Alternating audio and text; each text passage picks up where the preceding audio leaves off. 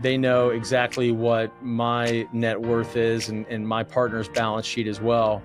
And so we've been able to use that, our own capital, to bridge the gap and acquire more assets when equity is scarce and deals are plentiful. You're listening to Ice Cream with Investors, a podcast that is dedicated to teaching you how to better invest your money so that you can live a more intentional life. I'm your host, Matt Fore, and it is my goal to teach and empower you to remove the roadblocks to your financial success. All right, Ivan, welcome to the show. Hey, thanks for having me, Matt. It's good to be here. You got it. Well, we like to start with the difficult questions here. What's your favorite ice cream? Vanilla. Vanilla? I know, right? My kids give me crap about it. Every now and then I will go cookie dough. But okay. I am typically a straight vanilla guy. Always love the taste. Man, this is going to be an exciting podcast if it's vanilla. I'll try to pick it up from here. do you at least spruce it up with some toppings or something? I mean, if there's some strawberry jelly around or some like chocolate syrup, maybe. But I will literally go to an ice cream shop and order vanilla. And again, I've got 3 kids, like we talked about before we got on the air. So there's always a few spoonfuls. I call them tax bites. Yep. From my kids' ice cream. So, I actually read this on Facebook today. If you eat somebody else's meal that they order, it doesn't count towards your calorie count. So you're all good. It's not going to hurt your bottom line. That's real news. Yeah. Well, tell our listeners, what's the scoop? What do you do today? Well, it's been a pretty busy, 18 months now. We have been in acquisition mode. We are a multifamily manager, owner, operator. We started in the property management game first. I used that as a bridge to be to a syndication business. Once the syndication business got large enough, I fired all my third-party management clients in order of those I liked the least first. Once we had the scale to just do it for ourselves. And I think late 2018 was my never again moment when I had to scramble to get a couple of deals done at once.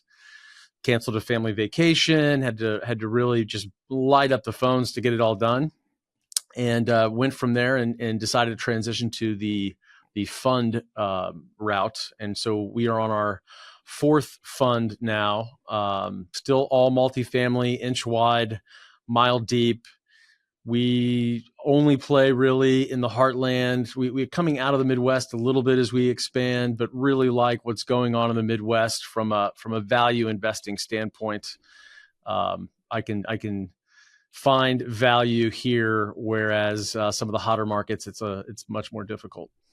Yeah, we're going to get into funds and Midwest and all that stuff. But that's one of the things I found interesting about you is that most people start in this business buying properties and then adding on to the property management. You kind of went the other way around with starting with property management and then getting into buying. How did you end up in property management? Well, so I've been in real estate since 2000. So I'd been in it in one form or another since getting out of college. So I had a front row seat to the GFC. Saw the tippy top of irrational exuberance and the bottom of the barrel of irrational pessimism. Coming out of that, I knew I wanted to own apartments. I saw lots of apartment owners basically get through that unscathed, where developers, industrial guys, office, retail, a lot of people got hurt. Realized the advantages of multifamily. People need a rooftop. Lots of financing available, mandated by the government. So more liquid markets, more longer-term debt available, and a host of other reasons. Dad-owned rental properties growing up, so it seemed like the way to go. But I really, at that time, didn't really have the idea of how to just jump into a 100-unit asset. So I thought a good way to learn this business, pay the tuition, make small mistakes, instead of making those on larger deals, I would start small. And so started doing smaller multifamily properties. I would buy 2 units, 3 units, 6 units with hard money loans. And I would renovate them and rent them and refinance them and do it again. But that's capital intensive and takes a lot of time. And so at the same time, if I could convince someone to let me rent their properties, that was several $100s of cash flow a month that would come into my business. And I used that to scale the operation. And again, I really wanted to learn from my mistakes, fail small, fail quickly before moving on up with other folks' capital. So had the management business since the beginning. It was definitely harder back then than it is today. But it's sort of a badge of honor, and very, very thankful that I went through that trial by fire first. So there's really three keys to buying multifamily and running it, having a successful multifamily property. I think you got to buy it right, you got to operate it right, and then you got to make sure your debt structure is correct. Operating it right is a bigger challenge than I think a lot of people give it credit for. And you kind of earned your chops in the property management business. What's the difference between a good property manager on these multifamily properties and a not so good property manager? We could spend a lot of time on that one. And I would totally key in on what you said first. One of my favorite value investors, Howard Marks, would say, the one thing I can't change is what I paid for the asset. Operations. One anecdote that I'll use often is I could always spot a rookie in this business, whether they were an investor hiring me to manage, or just someone in the business, because they would say, interview me for a management gig. And they would say, listen, I don't want to be nickel and dimed. Right then, I knew that they were a rookie in the business, because this can be a game of pennies. And watching those pennies so closely is a big part of it. Gosh, there's a long list there. I mean, we're talking about the most intense asset class on the planet when you've got residential units, or I think mobile home parks is up there with that same sort of intensity. There's just a lot of hands-on, boots on the ground need.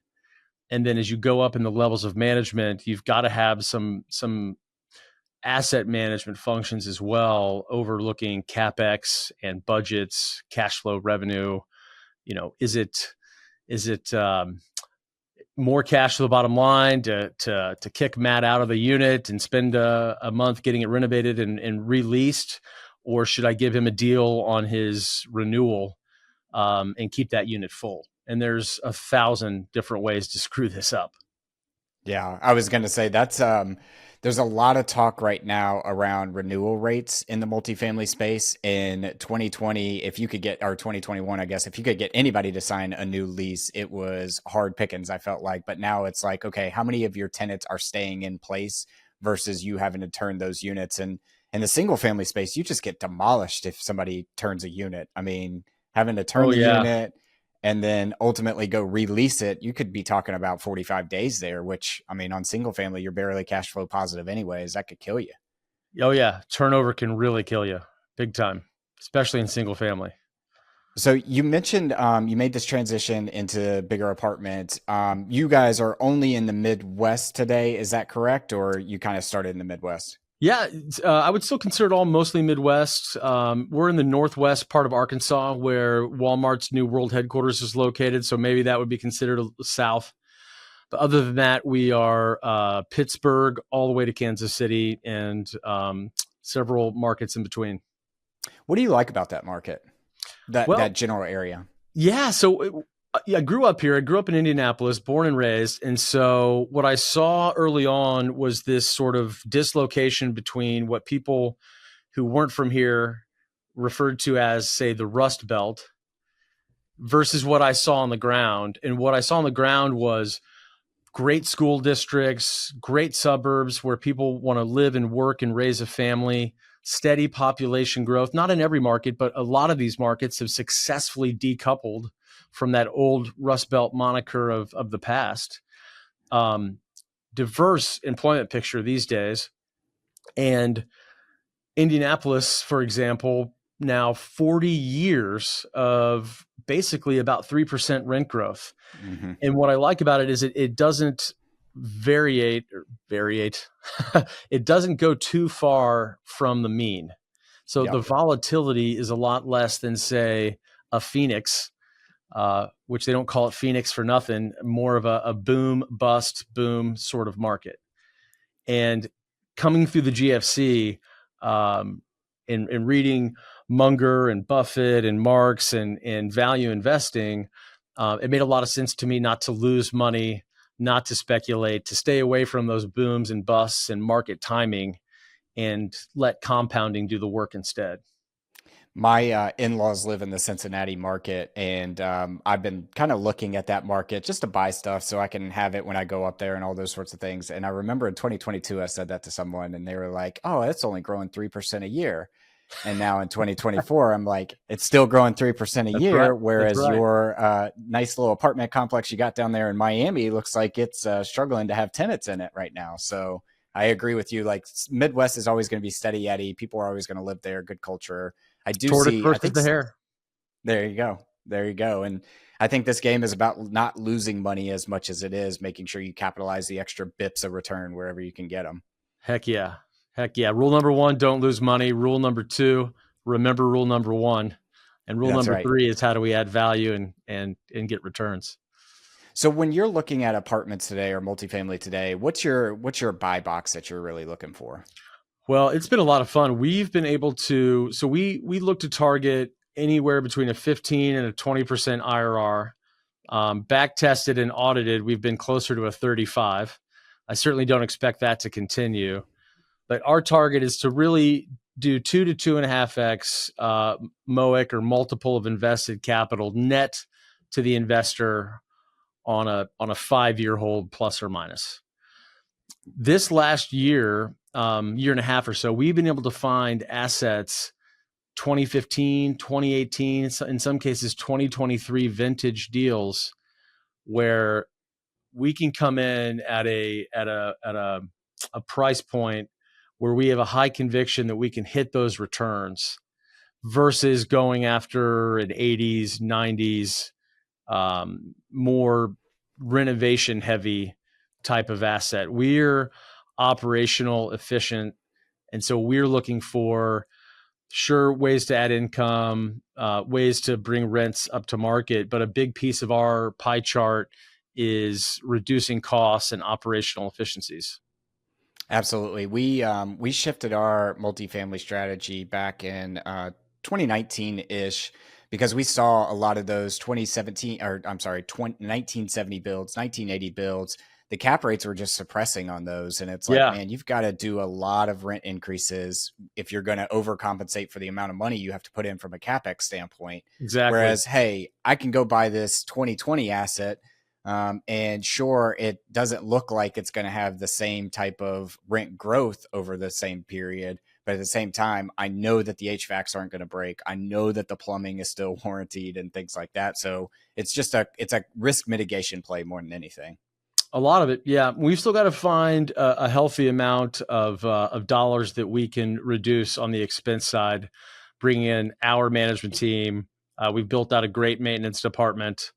So there are a lot of HVAC trained guys, light electrical, light plumbing, to where we're not calling contractors hardly ever for that sort of work. And that's a big reduction in cost there when I can do that in house. And then our tech stack and a bunch of different ways to save those pennies and those nickels and those dimes that we talked about earlier. And as you know, we add those up to $1. That's worth about $20 on sale with that vintage, that class of asset. Yeah, I know this is completely off topic, but I heard you say this in a podcast as I was doing some research. Did you end up paying for one of your maintenance staff disability short term disability because they forgot to check the box, but you thought it might be the best thing for them? We did. We did. That was a few years ago. And one of our core values is we're a loyal, loving family. And so those family employees I see what you did there. that are that are loyal to us, we try to be as loyal to them as we can wherever we can.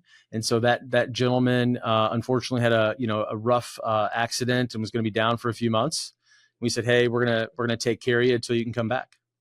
Yeah, I just want to give you kudos there because somebody Hey, said to me the other day that profit is driven by operations. Operations are driven by people. So you got to make sure that you focus on the people and you have the right people enrolled, but also that you treat them with a high level of dignity, respect, and loyalty if they're the ones that are going to service your customers. So and the best part of that, Matt, was that decision was made without ever coming to me because the folks that were in charge of that part of the organization, all they had to do was look to our core values to know what decision to make. I'm not the linchpin in the decision making process.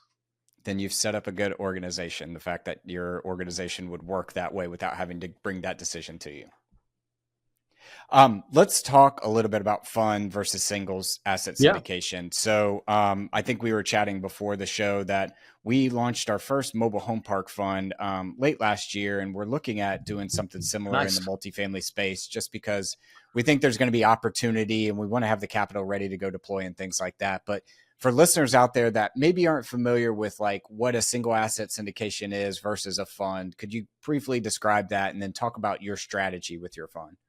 Yeah, I think the simplest way to describe that would be for the audience that knows what a syndication is.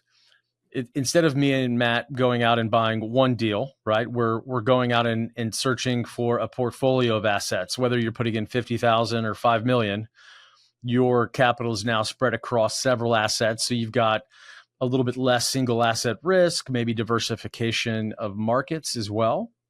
And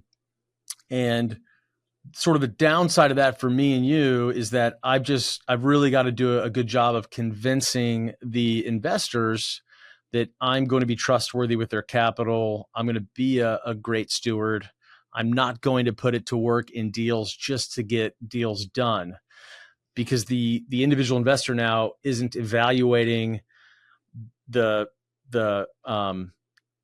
most of the details in the individual assets, although we do provide those to our LPs. They're more looking at the sponsorship team, the management team, and the track record, and putting their trust that I know what I'm doing and my team knows what they're doing.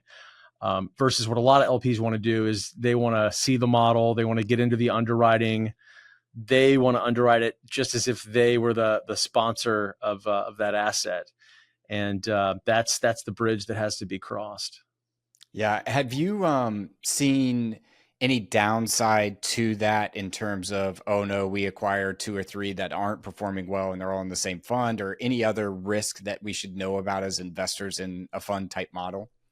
Well, as a fund manager, my biggest asset is my track record. So if I screw that up by putting in some mediocre deals on purpose, right, that's going to be a problem for me raising capital next time. Um, what I would also say is, like, so this past market, we've got assets that are performing quite well. We've got assets that are performing as expected, and maybe one asset in a fund is underperforming. Now, I would caveat and say I don't regret any of the assets we bought. They're all going to be great when we eventually sell them. Um, but if that LP had invested in, say, that maybe that one single deal that ends up being a 14 IRR instead of a 25, um, they're now in a fund, and so their return is going to be higher than that. The other assets are going to pull up that underperformer, and that's another risk mitigation strategy. The other thing is I would get a lot when in doing single deals is, hey Ivan, is this is this the home run, or what's the next deal? Is that going to be the home run?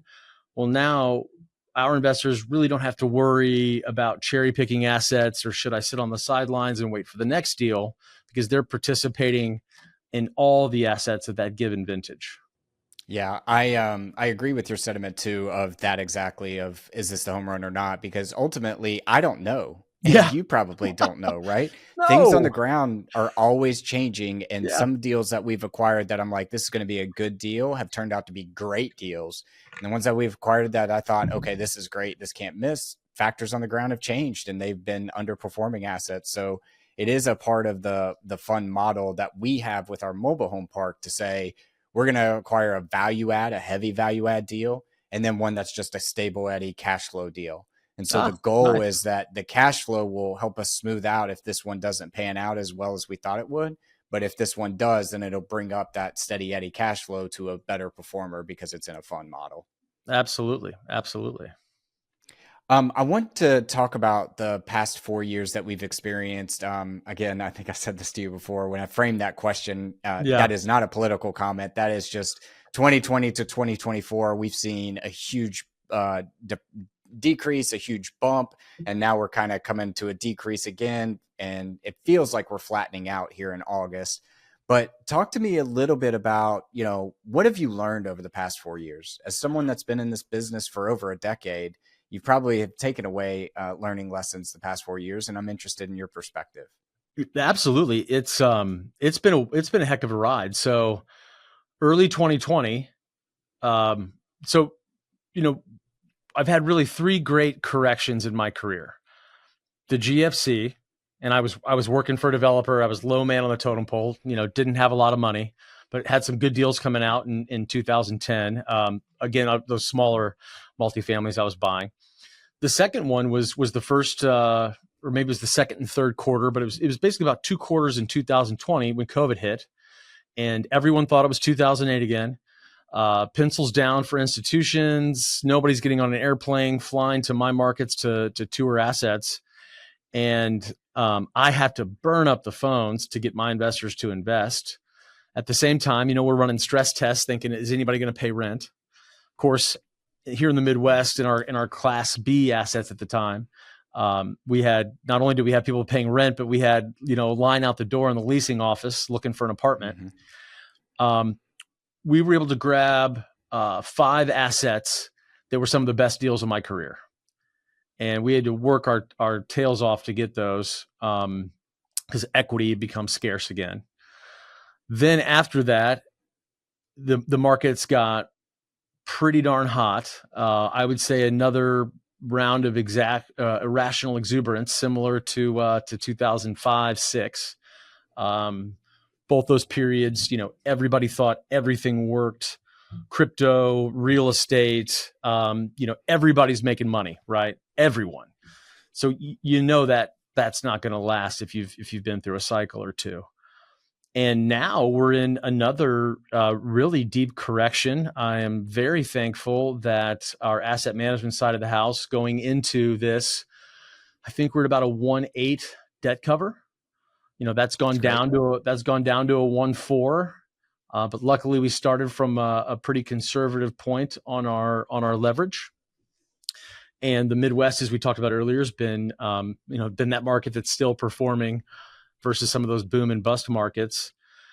And again, we're back in this time. It almost feels like 2010 again, Matt.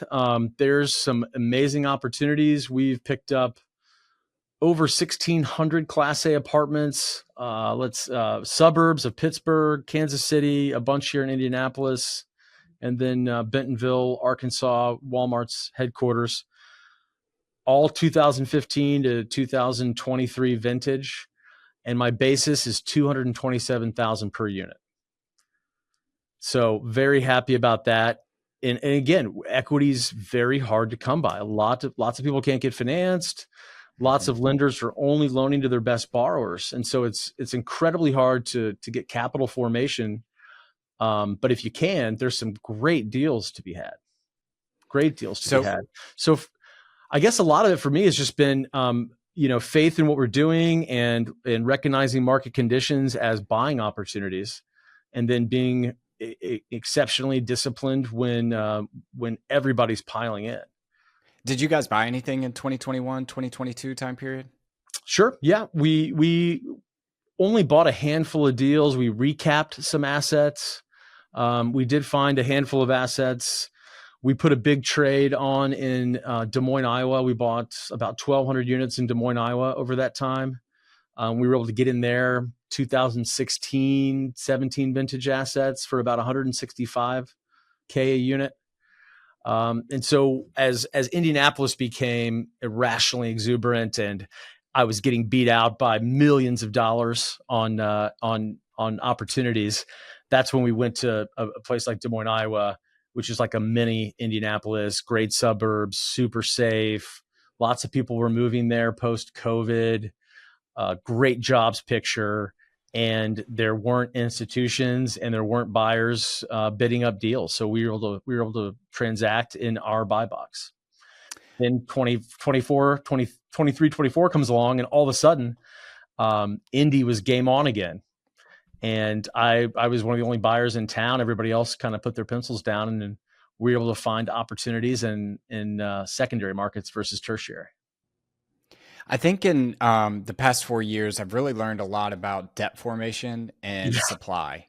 So when you said Bentonville, Arkansas there, for those not familiar, Northeast Arkansas is just a or Northwest Arkansas, I'm Yep. sorry, is just a boom area right now. Walmart's going there, but Tyson's growing, and some Jet.com and things like that are coming in that are bringing a lot of employment, a lot of activity going on there. But when I hear about that, I'm like, shoot, I missed that by like 4 years, because I bet the supply, I haven't dug deep into that market. So you're going to be way smarter in this area than I am. But I bet the supply has been a lot of shovels in the ground here recently. So talk to me about how you think about and look at supply when you're evaluating a Des Moines, Iowa, a Bentonville, Arkansas, Yeah. and Indianapolis and things like that. Hey, fellow investors. Before we dive into our next segment of the show, I wanted to take a quick moment to talk to you about a fantastic opportunity for you to invest with me. As you know, here at Ice Cream with Investors, I'm passionate about real estate investing and helping you navigate the exciting world of wealth creation through real estate. And that's why, for the first time, I'm thrilled to tell you about an opportunity for you to invest alongside of me. Over the past 3 years, I've been investing in multifamily, mobile home parks, car washes. I've even become the bank and lent out money to fellow real estate investors on a short-term basis. And now you can come join me. If you would like to jump on a call and learn more about this opportunity, head to icecreamwithinvestors.com/invest and find a time for us to connect. And now back to the show.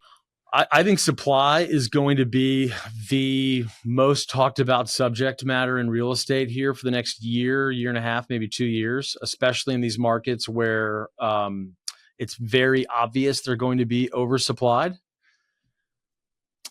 The interesting part of that, though, is if you look at like starts, right, shovels going to the ground now, or permitted multifamily, it's fallen off a cliff similar to 2008. Yep. And if you look at that, it's pretty easy, or maybe not easy, but simple to project that a couple of years from now, you're going to have a supply contraction, or not a supply contraction, but you're going to have demand outpacing supply again. And so I think the key there is knowing that you might be getting into that, having some sort of market differentiation where you're at, being really good on boots on the ground with renewals versus rent increases. You could see some supply issues in the near midterm, but I think for those that know where to buy and how to hold through that, they're going to be a lot of rent increases come maybe 26, 27. Yeah, we're writing our newsletter for this week. And again, this will publish after we've written this newsletter, but we're talking a lot about supply in this one, specifically around supply. Starts have fallen off a cliff. And if you own an asset, maybe outside of Austin is in a market that's going to be oversupplied, I feel like, for several years. Nashville's going to have some supply issues they need to work through. So bring all your people here in Nashville, where I live, to come fill these apartments. But beyond that, if you're in one of these markets and you own an asset and supplies have stopped, or starts have stopped in your market, you're going to be in a good position here in 3-4 years, because population is still going to grow in America. People still want to move here. So you're going to be in a good position. That's our core thesis right now, is let's get past 2026, and we're going to be probably one of the only games in town. Agree 100%. How are you thinking about debt formation? So that's another thing that I would love to pick someone's brain like yourself around, somebody that saw 2000, 2008, the 2020s.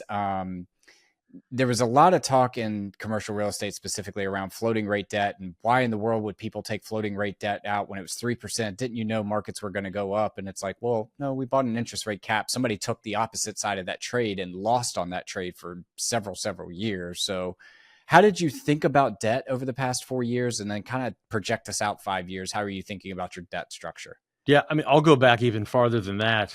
Coming out of the GFC, my first 100-unit deal, and my first 230-unit deal were HUD financed. So I started in this business doing HUD financing. Incredible amount of brain damage, lots of bureaucracy. It's a moving target. They can change whenever they want. But just so I could get 85% leverage, I think at the time it was like low 4s, mid 3s for 35 years fixed. And I thought I would always do HUD debt coming out of the GFC. Of course, learned about a few more tools in the toolkit since then. what we did was we put on a fair amount of floating rate debt. We did do rate caps. We also learned other ways to hedge debt. But again, as I mentioned earlier, as we started employing more floating rate debt, we used a lot less leverage on the debt side. In 2021, we started raising our own pref equity, so we would have a lower lever on the debt, and then we would have pref equity that we control, paying 9-10% coupon. As we had a growing stable of investors that just wanted cash flow. And so that helped our capital stack, helped to make deals work. In this time, certainly, we've been refinancing where possible. That's been very helpful in the fund where you've got, say, two assets that are fixed and two that are floating. They can sort of offset each other. It's been wild. It has been truly wild to watch. Again, very thankful for the asset management team and the hedges we put in place. It did some pretty interesting things. The other thing we did, Matt, that might be interesting to your audience is we broke one of the cardinal rules that I learned coming out of 2008, which was don't put all your eggs in one lender basket. Have multiple lenders, bid out your deals, have lots of horses in that stable.